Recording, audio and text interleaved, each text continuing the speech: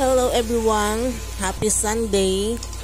Ngayong umaga po ay magluluto tayo ng longganisa para po sa ulam sa almusal.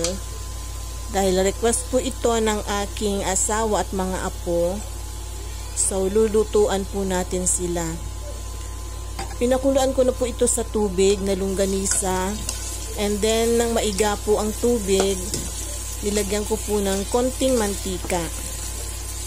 So ayan, hinahalo na po natin. Halo lang po ng halo hanggang sa matuyo naman po yung mantika.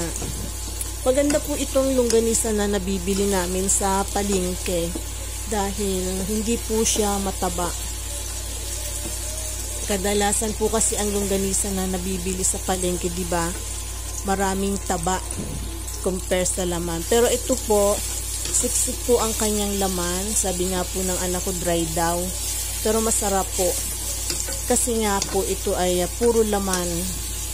Wala po siyang halong taba. Kaya nagustuhan po namin. So, ngayon po luto na at ipi-plating na po natin.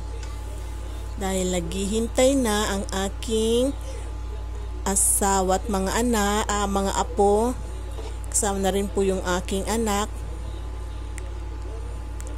Napapakain na po sila. Ang bango po kasi.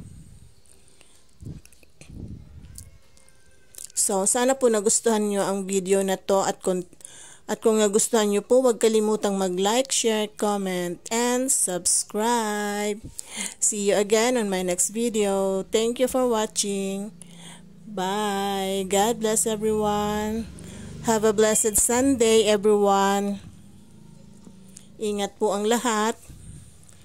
Pabugso-bugso po ang ulan dito po sa amin. Hindi ko lang po alam sa ibang